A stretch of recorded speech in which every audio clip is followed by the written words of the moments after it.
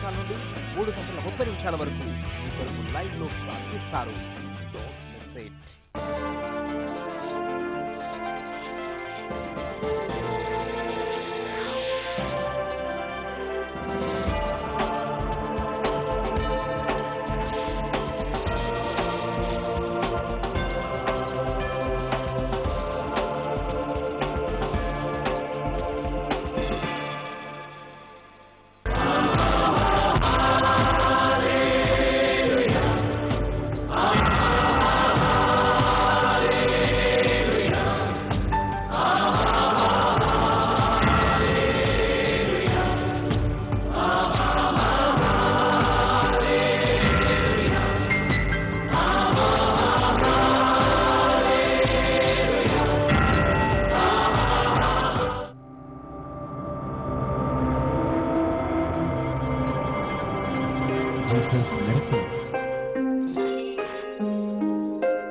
యేసు చేసే అద్భుతములు.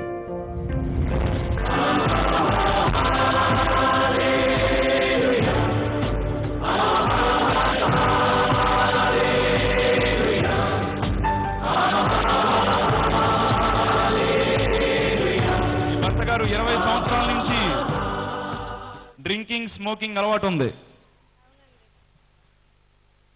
20 సంవత్సరాల నుంచి. అవునా? ఫిబ్రవరి నుండి చర్చికి వస్తున్నారు. నాతో చెప్పి ప్రేయర్ చేయించుకున్న తర్వాత రోజు నుంచే మీ భర్త స్మోకింగ్ డ్రింకింగ్ మానేశాడు. 20 సంవత్సరాల నుంచి. ఎవరు ఉన్నారా ఇక్కడ? ఆయన ఆ వెనకాల నుంచి నా బ్రదరేనా? Right right. 20 సంవత్సరాల నుంచి మీరు చాలా చెప్పుకుంటారు, చాలా మార్చడానికి ట్రై చేసి ఉంటారు. మారారా? ఆహా, ఇప్పుడు కాదు, రాకముందు మారలా, వచ్చిన తర్వాత మారారు, అంతేనా? అది చెప్పులు గుడిచి దేవుని నామమున మహిమ పరిశుద్ధం. God bless. మీకు పెరాలసిస్ వచ్చి కుడికాలు, చెయ్యి, నోరు పడిపోయాయి. నిజమేనా?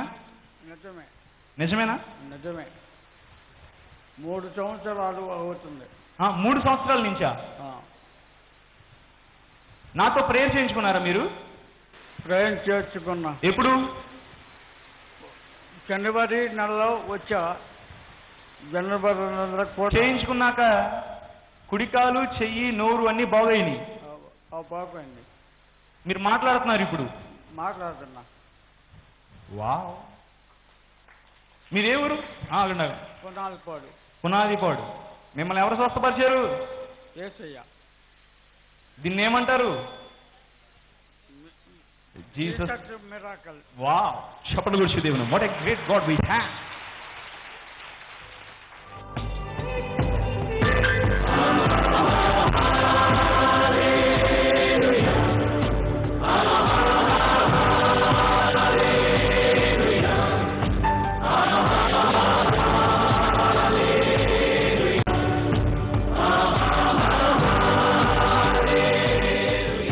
అన్నాడు, ఏంటి ఎదురు చెప్తున్నావు, వెళ్ళి పార్క్ చేయి. సార్ నాకు డ్రైవింగ్ రాదు సార్, సారీ సార్ అంటే, ఎందుకు రాదు? దేవుడు ఏమైనా చేస్తాడంటున్నావుగా, ఏమైనా ఎత్తాడంటున్నావుగా, నీకు ఇమ్మని చెప్పి, ఆ జ్ఞానం ఇమ్మని చెప్పి దేవుడిని అడిగి వెళ్ళి పార్క్ చేసిరా అంటున్నాడంట. హల్లెలూయా. సరే అని చెప్పి వాళ్ళందరి ముందు దేవుడి నామము హీనపరచబడ్డం ఆయనకి ఇష్టం లేక వెళ్ళి కారులో కూర్చొని ప్రార్థన చేస్తున్నాడంట. దేవా, నాకు జ్ఞానమును దయచేయి. ఇప్పుడు కూర్చున్న వాడిని నేనే, కానీ నాలో నీ ఉండి నీ క్రియను కొనసాగించు. ఈ కార్ నేను అక్కడ పార్క్ చేయడానికి జ్ఞానమును నడిపింపును నాకు దయచేయి. నీ నామం మహిమపరచబడాలి అని చెప్పి ప్రార్థన చేసుకున్న తరువాత అతడు స్టార్ట్ చేశాడంట ఇంజన్ని. హల్లెలూయా. కీ తిప్పి స్టార్ట్ చేసిన తర్వాత సరిగ్గా అతను తీసుకెళ్లి పార్క్ చేశాడంట కరెక్ట్ ప్లేస్లో. కరెక్ట్ ప్లేస్లో పార్క్ చేసిన తర్వాత అధికారులందరూ అక్కడ చుట్టూ నుంచిన వాళ్ళందరూ ఏడుస్తున్నారంట, బాగా ఏడుస్తున్నారంట. ఏడుస్తా కారు దగ్గరికి వచ్చారంట. ఈలోపు ఈ కుర్రోడు కారు దిగాడు. ఏంటి సార్ మీరు అందరూ ఏడుస్తున్నారు, ఏంటి మీరు అందరూ ఏడుస్తున్నారంటే, బాగా ఏడుస్తున్నారు, బాగా ఏడుస్తున్నారు. అధికారి అంటున్నాడంట, నిజంగా నీ దేవుడు గొప్ప దేవుడు. హల్లెలూయా. మిలిటరీ అధికారి అంటున్నాడంట, నీ దేవుడు జీవాధిపతి, మేము ఇప్పుడే మారిపోతాం. ఎందుకు డ్రైవింగ్ చేసి అక్కడ తీసుకెళ్ళి పెట్టినంత మాత్రాన మారిపోయినంత పెట్రోల్ కాదా లేమి? మీరు చప్పట్లు కూడా వేస్తున్నారు కానీ. అయితే ఏంటి సార్ మీరు ఎంతగా ఏడుస్తున్నారు, ఎంతగా దేవుడు మీలో మార్పు కలగజేయడానికి కారణం ఏంటంటే, ఆ మిలిటరీ అధికారి డోర్ తీసి ఎదర బ్యానెట్ లేపాడంట. బ్యానెట్ లేపితే దాంట్లో ఇంజన్ లేదు. చప్పట్లు కొడుచు దేవుని నామమున మహిమపరుస్తాం. ఇది ఇరాన్లోనో ఇరాక్లోనో జరిగిన కార్యం అంటే ఇది. ఆ కుర్రవాడి పేరు సైలాస్. ఎంత గొప్ప కార్యము! అప్పుడు ఆ కుర్రోడు అంటున్నాడంట, సార్ ఇది దేవుని కార్యం, మా దేవుడు అసాధ్యమైన పనిని సుసాధ్యము చేయగలడు, లేని వాటిని ఉన్నట్టుగా చేయగలడు. ఇంజన్ లేకపోయినా ఆయన హస్తం వచ్చి తోసింది. ఇక్కడ ఆయన హస్తం వచ్చి కార్ని తీసుకెళ్లి సరి అయిన ప్లేస్ లో పెట్టింది. ఆమెను చెప్తాం అందరం కూడా. దేవుడు చేయగలడా లేదా? ఎందుకు చేయలేడు? దేవుడు చేస్తాడు. వాళ్ళందరూ ఆకలితో ఏడుస్తున్నారు. ఎక్కడ? అరణ్యంలో. మాకు నాన్ వెజ్ కావాలంటున్నారు. ఏ వెజ్ అంట? మాంసం కావాలంట. సరే, ఆ కొంగలో ఆ బాతులు కూడా వేరే దేశమునకు వెళ్ళాలన్నమాట. ఇటు నుంచి అటు వెళ్ళాలి, హైదరాబాద్ నుంచి వైజాగ్ రావాలి. కానీ దేవుడు డైరెక్షన్ మరి చెట్టు పంపించాడు తెలుసా? అటు చెన్నై కూడా నడిపించాడు. హల్లెలూయా! ఎందుకని? తన ప్రజలందరూ చెన్నైలో ఉన్నారు. కానీ ఆ యొక్క పక్షుల డైరెక్షన్ దేవుడు మార్చిన విధముగా ఈ యొక్క ఇంజన్ లేని చోట దేవుడు సృష్టించగలడా లేదా? ఇంజన్ దేవుడు సృష్టించడం కాదు, ఇంజన్ వంటి సామర్థ్యమును ఆ బండికి ఇచ్చి దేవుని హస్తమే తీసుకెళ్లి పార్క్ చేసింది. అందుకని వాళ్ళందరూ ఏడుస్తున్నారు. నిజంగా నీ దేవుడు గొప్ప దేవుడు. ఇప్పుడు మేము మారిపోతాం, నీ దేవుడే జీవము గల దేవుడు. నేను మారడమే కాదు, మన మిలిటరీ వాళ్ళందరినీ కూడా ఈ సువార్త ప్రకటిస్తాం. ఇదే కార్యము పాత నిబంధనలో ఎక్కడ జరిగింది? నెబుకద్నెజరు దగ్గర. నెబుకద్నెజరు వచ్చి అంటున్నాడు, దానియేలు, షడ్రకు మేషకు అబేద్నెగోలారా, మీ దేవుడు పూజార్హుడు. లోకమంతటా ప్రవచించండి, షడ్రకు మెషకు అబేద్నెగోలు దేవుడు తప్ప ఎవరైనా ఇంకో దేవుడిని పూజిస్తే వాళ్ళని చంపివేస్తాం. షడ్రకు మెషకు అబేద్నెగోల దేవుడే నిజమైన దేవుడు. బిగ్గరగా చప్పట్లు కొడుచు దేవుని నామమున మహిమపరుస్తాం అందరము కూడా. ఇప్పుడు ఇతను సువార్త ప్రకటించకపోతే ఆ మిలిటరీ అధికారి ఇతని మీద కోప్పడేవాడా? కోప్పడకపోతే ఎలాంటి కార్యము జరిగేదా? అంటే ఒక కోపము ద్వారా, ఆగ్రహము ద్వారా జరిగిన కార్యము ఈ వ్యక్తికి మంచి ఫలాన్ని ఇచ్చిందా, చేదైన ఫలాన్ని ఇచ్చిందా? కాబట్టి సువార్త మనం ప్రకటించాలి. ఆ సువార్త యొక్క ఫలము నువ్వు తప్పకుండా అనుభవిస్తావు. ఆ సువార్త యొక్క ఆశీర్వాదములు నీ జీవితంలో తప్పకుండా ఉంటాయి. దేవుడు నీ కోసం చాలా పని చేశాడు. ఇది నీ టైం. మోసే టైం అయిపోయింది, చేసాడు, వెళ్ళిపోయాడు. ఏలియా టైం అయిపోయింది, చేసాడు, వెళ్ళిపోయాడు. ఎలీషా టైం అయిపోయింది, చేసాడు, వెళ్ళిపోయాడు. దావీదు టైం అయిపోయింది, వెళ్ళిపోయాడు. పౌలు టైం అయిపోయింది, వెళ్ళిపోయాడు. సీమోను, పేతురు, యోహాన్, అందరి టైం అయిపోయింది. ఇప్పుడు ఎవరో టైమో తెలుసా? JM time. This is JM time. This is the time of JM. Hallelujah! పక్కవారు చెప్పండి, ఇది జేఎం టైం అని చెప్పండి. ఇది మన సమయం. దేవుడు నీకు నాకు ఇచ్చిన సమయం. ఈ సమయంలో ప్రతి ఒక్క వ్యక్తిని దేవుడు ఏలియా, ఎలీషాల కంటే గొప్పగా వాడుకోబోతున్నాడు గాక. నిన్ను దేవుడు బహుగా ఆశీర్వదించును గాక. పౌలు మహాభక్తుడు ఏమంటాడు చూడండి, అపోస్తుల కార్యంలో 26వ అధ్యాయం 18వ వచనం. Acts chapter 26 and verse 18. అపోస్తుల కార్యములు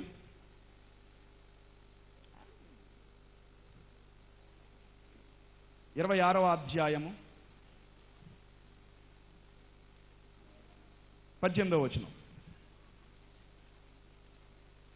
నీవు నన్ను చూచి ఉన్న సంగతిని నేను నీకు కనబడబో సంగతిని గురించి నిన్ను పరిచారకునిగాను సాక్షిగాను నియమించుటకై కనబడి ఉన్నాను. నీవు లేచి నీ పాదములు మోపి, పక్కవారు చెప్పండి, మనం లేచి నిలబడాలని చెప్పండి. నేను ఈ ప్రజల వలనను అన్యజనుల వలనను హాని కలగకుండా నిన్ను కాపాడేదను. వారు చీకటిలో నుండి వెలుగులోనికి, సాతాను అంధకారము నుండి దేవుని వైపునకు తిరిగి నా యందలి విశ్వాసము చేత పాప క్షమాపణను పరిశుద్ధపరచబడిన వారి స్వాస్థ్యము పొందినట్లు వారి కన్నులు తెరుచుటకై నేను నిన్ను వారి యొద్దకు, పక్కవారు చెప్పండి, విజయవాడలో ఉన్న వాళ్ళందరూ కళ్ళు నీ ద్వారా తెరవబడబోతున్నాయి అని చెప్పండి. ఇప్పుడు దాకా 10% దేవుని వరకు జరిగితే ఈ రోజు వాక్యం విని మనం అడుగు పెడితే 100% జరగబోతుంది. ప్రతి ఒక్కరు కష్టపడితే 1000% జరగబోతున్నది గాక. కళ్ళు తెరుచుటకై దేవుడు మనల్ని పంపిస్తాడంట. అక్కడ పౌలును పంపించాడు. అదే పౌలు ఏం మాట అంటాడు నీతో నాతో సంఘముతో, ఇదిగో నేను క్రీస్తుని పోలి నడిచిన ప్రకారము మీరు నన్ను పోలి.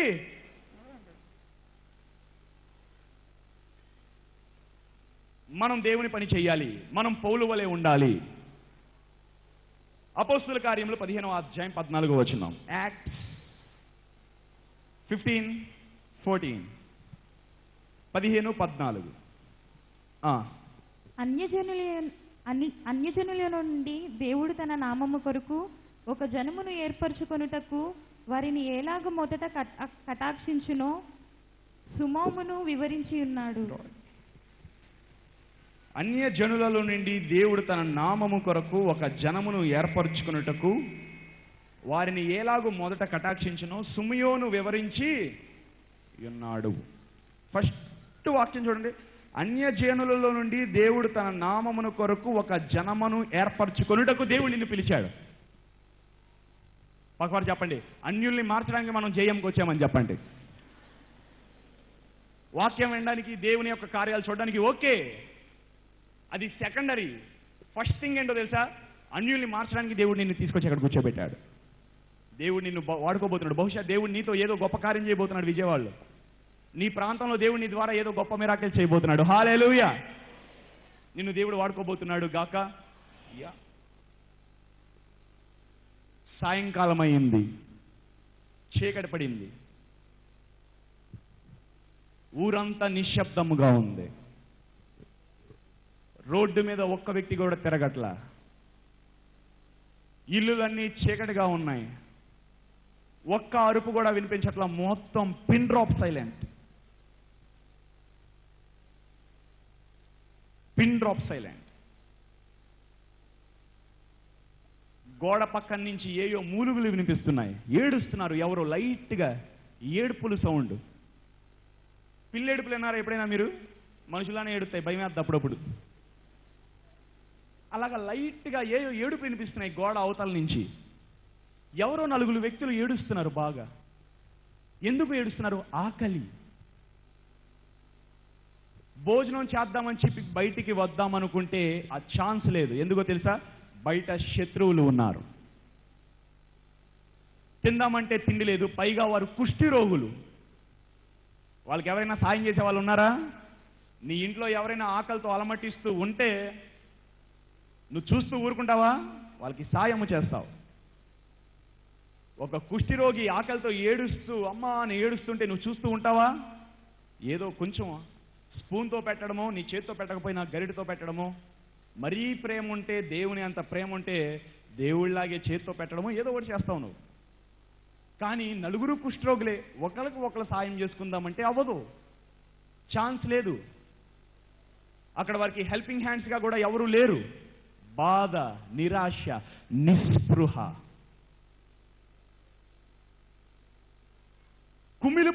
కుమిలిపోతున్నారు. ఎందుకో తెలుసా? వారు భోజనము చేసి చాలా రోజులయ్యింది, చాలా వారాలయ్యింది. అలాంటి నిరాశ, నిస్పృహలో 4 వ్యక్తులు కూర్చొని ఉన్నారు గోడ పక్కన. వాళ్ళు సాయము చేయమని చెప్పి ఎవరినైనా అడుగుదామని చెప్పి అరిస్తే శత్రువులు వచ్చి చంపేస్తారు. ఇక్కడ 4 ఉన్నారు, వాళ్ళని చంపేయండి రా అని చెప్తారు. అలాంటి టైంలో వారు ఏం చేయాలి? ఏం చేయలేని పరిస్థితి.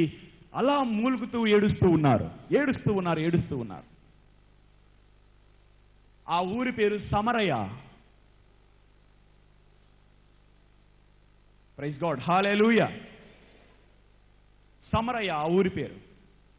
బయటేమో శత్రువులు, సిరియనులు అనే శత్రువులు ఆ పట్టణంను ముట్టడి చేసి ఆ పట్టణంను స్వాధీనపరచుకోవాలని చూస్తున్నారు. చాలా మందిని చంపేశారు.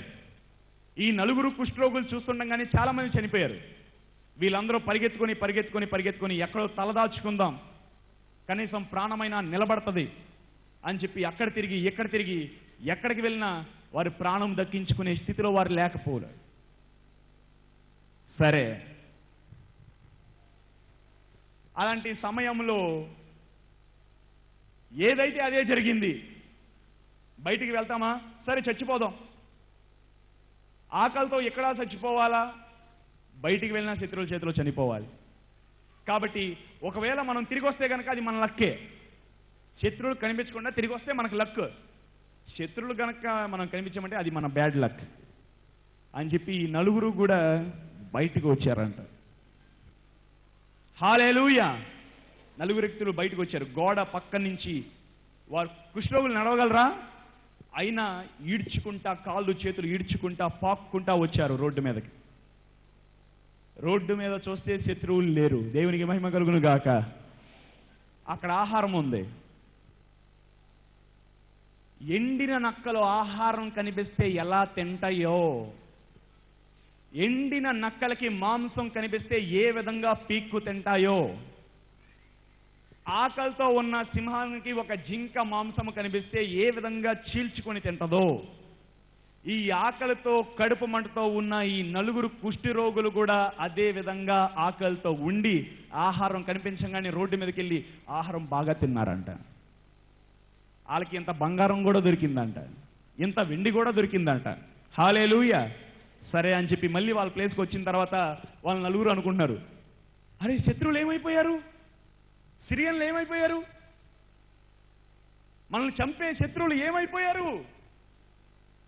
నిజంగా ఇది మనకు ఒక lucky day, beautiful day, memorial day. ఇది మనకెంతో శుభానందమైన రోజు. మన క్రిస్మస్ రోజు ఎలాంటిదో, మనకి ఈస్టర్ పండగ ఎలాంటిదో అలాంటి పండగ నలుగురు వ్యక్తులు చేసుకుంటున్నారండి అక్కడ. హల్లెలూయా. ఎంతో పండగ దినం. అయితే ఈ నలుగురు వ్యక్తులు ఏం మాట్లాడుకుంటున్నారు తెలుసా? అరే మనం తిన్నాము కానీ, మన కడుపు నింపుకున్నాం కానీ, బంగారం సంపాదించుకున్నాం కానీ, వెండిని సంపాదించుకున్నాం కానీ ఈ వార్త మనలోనే దాచుకోకూడదు.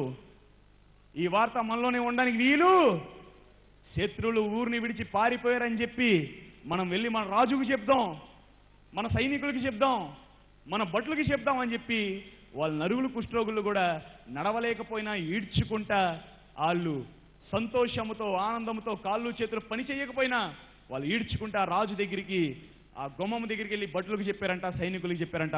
రాజు దగ్గరికి వెళ్ళి చెప్తున్నారంట, రాజా శత్రువులు మనల్ని విడిచి పారిపోయారు, ఇక ఆకలితో ఏ యొక్క కుటుంబము కూడా గృహాల్లో ఉండడానికి వీల్లేదు, ఇప్పుడు సంతోషంగా మనం బయటికి తిరగచ్చు, మనల్ని చంపేవారు ఇక్కడ లేరు అని చెప్పి సంతోషంగా ఈ నలుగురు వ్యక్తులు వెళ్ళి రాజుకు చెప్పారంట. అప్పుడు రాజుగారు ఎంతో సంతోషించారు. వావ్, ఎంత మంచి శుభవార్త చెప్పావు, ఎంత మంచి వార్తను తీసుకొచ్చావు అని చెప్పి రాజు వాళ్ళని అభినందించారంట. ఈ వాక్యమును మనం ఎక్కడ చూస్తామంటే రాజుల 2వ గ్రంథం 7వ అధ్యాయం 9వ వచనం. 2 Kings chapter 7 and verse 9. 2 రాజుల గ్రంథము 7వ అధ్యాయము 9వ వచనం చూద్దామా? 7:9 చూడండి. పేజీ నెంబర్ 312, పాత నిబంధన, ఓల్డ్ టెస్టిమెంట్. చూడండి. వారు మనవి చేయునది మంచి పని, మనము చేయునది మంచి పని. పక్కవారు చెప్పండి, మనం చేస్తుంది కూడా మంచి పని కాదని చెప్పండి. ఎందుకనంటే రోజంతా మన పనులే చేసుకుని దేవుని పని చేయకుండా ఉన్న మంచి పనే మనకి? నువ్వు బాహ్య శరీరం కోసం చాలా పనులు చేస్తున్నావు, కానీ లోపల అంతరంగ శరీరం కోసం నీ బాహ్య శరీరం క్లీన్ అవ్వాలంటే ఇంట్లో పనులు చేసుకోవాలి, నీ శరీరం శుభ్రపరచుకోవాలి. లోపల అంతరంగం శరీరం క్లీన్గా ఉండాలంటే నువ్వు దేవుడు పని చేయాలి.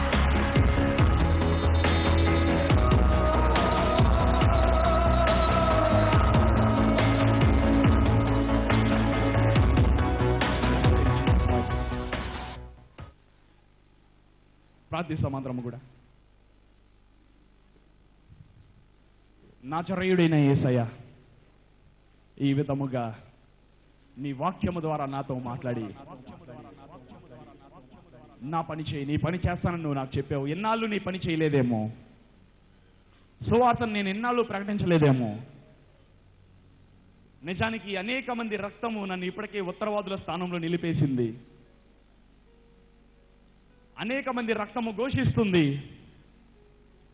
నేను ఎన్ని రక్తపు ఘోషణలకు నేను కారకున్నయ్యానో నాకే తెలియదు ఎంతసేపు. ఈ రోజు నుంచి నీ పని నేను చేయాలనుకుంటున్నాను. ఆ రోజున ఇర్మియాలో సామర్థ్యత లేకపోయినప్పటికీ, చిన్నపిల్లవాడైనప్పటికీ కూడా నువ్వు చెప్పావు, ఇర్మియా నువ్వు రా, నేను నిన్ను వాడుకుంటా. మోషే అంటున్నాడు, నిన్ను నత్తివాడిని అన్నా కూడా నువ్వు పిలుస్తున్నావు. నత్తివాడిని నువ్వు వదల్లా, చిన్న పిల్లవాడిని నువ్వు వదల్లా, ఎవరిని నువ్వు వదల్లా, చేపలు పట్టుకునే వారిని కూడా నువ్వు వదల్లా. అందరూ నీకు కావాలి. నువ్వు ఎవరిని విడిచిపెట్టావు? అందరినీ వాడుకుంటావు. ఇప్పుడు నన్ను వాడుకోండి దేవా. అందరం అడుగుతాం, నన్ను వాడుకోండి దేవా. అందరం కూడా గట్టిగా చెప్తాం, నన్ను వాడుకోండి దేవా. రెండవసారి నన్ను వాడుకోండి దేవా. మూడవసారి నన్ను వాడుకోండి దేవా. అవును దేవా. ఇప్పుడు ఎంతమంది బిడ్డలైతే ఈ మాట చెప్పి ఉన్నారో నిజంగా వారిని వాడుకోనండి. వీరి ద్వారా వీరు రోడ్డు మారిపోవాలి యేసునామమున. హల్లెలూయా. వీరి ద్వారా వీరి బంధువులు మారిపోవాలి యేసునామమున. హల్లెలూయా. ఈ రోజు నుంచి మా స్నేహితులందరూ మారిపోవాలి యేసునామమున. హల్లెలూయా. ఎందుకంటే నా స్నేహితుల రక్తం నన్ను ఉత్తరవాదుల స్థానంలో నిలబెట్టడానికి వీలు లేదు. ఏ రక్తము కూడా నా మీద దోషారోపణ చేయడానికి వీలు లేదు నాయన. ఆ విధముగా నీ కృపను అనుగ్రహించండి, నీ బాధ్యతను దయచేయండి. సర్వోన్నతుడా, గొప్ప కార్యములు చేయు నా దేవా. ఈ సమయమున నా ప్రాణ ఆత్మ శరీరము నీ చేతుల్లో పెట్టుచున్నా. రోజుకి 1 గంట సేపు నీ కోసం నేను కష్టపడతాను. నీ పని నేను చేస్తున్నప్పుడు నువ్వు నా పనిని చేస్తావు. నీవు నా పనిని చేస్తామన్న స్వార్థంతో కాకుండా ఇది నాకు నీవిచ్చిన బాధ్యత అన్న హృదయంతో బాధ్యతారహితముగా నీ సువార్తను ప్రకటించే కృపను నీవు నాకు దయచేయండి. ఆ విధముగా జ్ఞానం ఉన్న వారికి, జ్ఞానం లేని వారికి, ఉన్నవారికి లేని వారికి అందరికీ కూడా బాధ్యతను నువ్వు దయచేసి ప్రతి ఒక్కరిని వాడుకొని సహాయమును చేయమని నాజరేయుడైన యేసు నామమున అడుగుచున్నాము తండ్రి. 2 చేతుల పైకి 3 సార్లు ఆమేన్ చెప్దాం అందరం కూడా. ఆమేన్.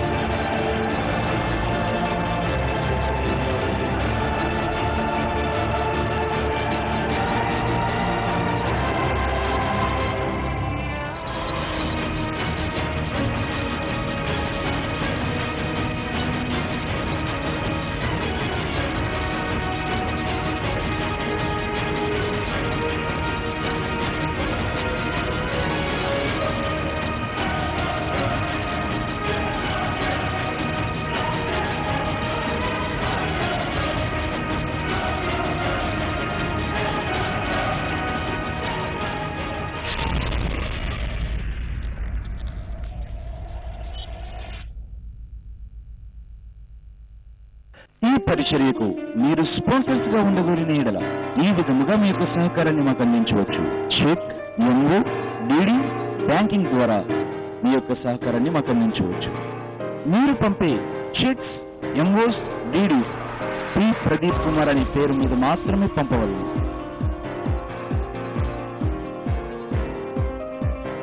మా banking details: Andhra bank, P Pradeep Kumar, మా అకౌంట్ నెంబర్ 1913010000006250.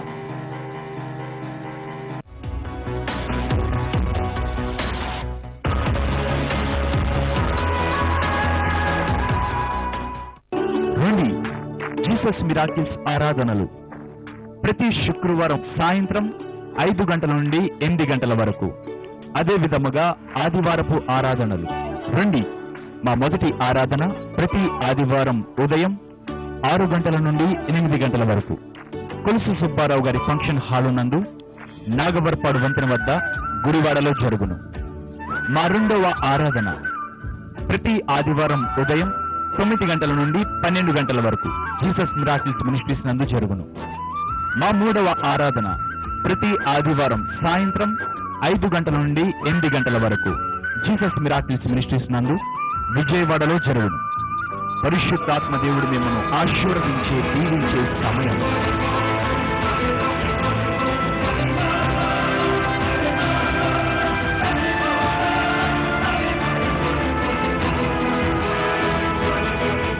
రండి, ఒక ఆధ్యాత్మికమైన చైతన్యము కోసం.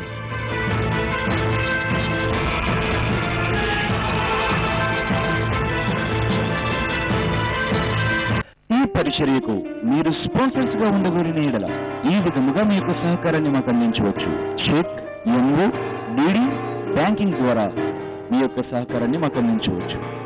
మీరు పంపే cheques, MOs, DDs P Pradeep Kumar అనే పేరు మీద మాత్రమే పంపవలను.